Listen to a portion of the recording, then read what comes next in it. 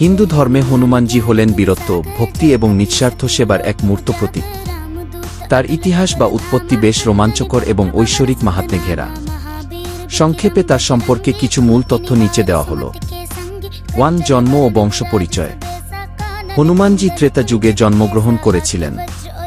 তার মা ছিলেন অঞ্জনা, যিনি একজন অপ্সরা ছিলেন কিন্তু অভিশাপগ্রস্ত বানর রূপে মর্ত্যে আসেন, এবং পিতা ছিলেন বানররাজ কেশরী।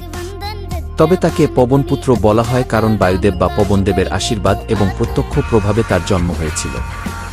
এছাড়া তাকে শিবের একাদশ রুদ্র অবতার হিসেবেও গণ্য করা হয়। 2. শৈশবের কাহিনী ও শক্তির উৎস। শৈশবে তিনি অত্যন্ত চঞ্চল ও শক্তিশালী ছিলেন। একদিন উদীয়মান সূর্যকে একটি লাল ফল মনে করে তিনি তা খাওয়ার জন্য আকাশে লাফ দিয়েছিলেন। তাকে বাধা দিতে গিয়ে দেবরাজ ইন্দ্র তার বজ্র দিয়ে আঘাত করেন, যা তার চোয়ালে, সংস্কৃতে হনু লাগে। এর থেকেই তার নাম হয় হনুমান। এই ঘটনায় পবনদেব ক্ষুব্ধ হয়ে মহাবিশ্বের বায়ু চলাচল বন্ধ করে দিলে সকল দেবতা এসে হনুমানকে অজেয় হওয়ার বরদান দেন।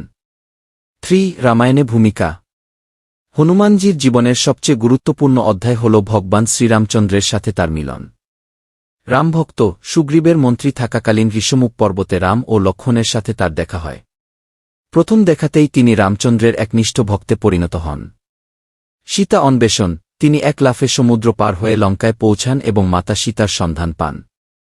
লঙ্কা দহন। রাবণের লঙ্কায় বন্দী হওয়ার পর তিনি নিজের লেজের আগুনে পুরো লঙ্কা পুড়িয়ে দিয়েছিলেন। সঞ্জীবনী রক্ষা।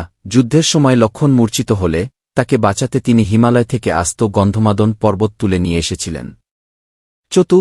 চিরঞ্জীবী বরদান। পৌরাণিক কাহিনী অনুসারে হনুমানজি হলেন চিরঞ্জীবীর একজন। অর্থাৎ কলিযুগের শেষ পর্যন্ত তিনি এই পৃথিবীতে সশরীরে বিরাজ করবেন।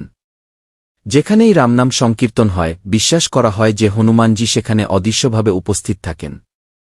5. আধ্যাত্মিক তাৎপর্য। হনুমানজি কেবল শারীরিক শক্তির প্রতীক নন, তিনি অগাধ পাণ্ডিত্য ও ব্যাকরণের গাতা। তিনি আমাদের শেখান যে কিভাবে চরম শক্তির অধিকারী হয়েও অত্যন্ত বিনয়ী এবং একনিষ্ঠ সেবক হওয়া যায়। আশা করছি ভিডিওটা ভালো লাগলো।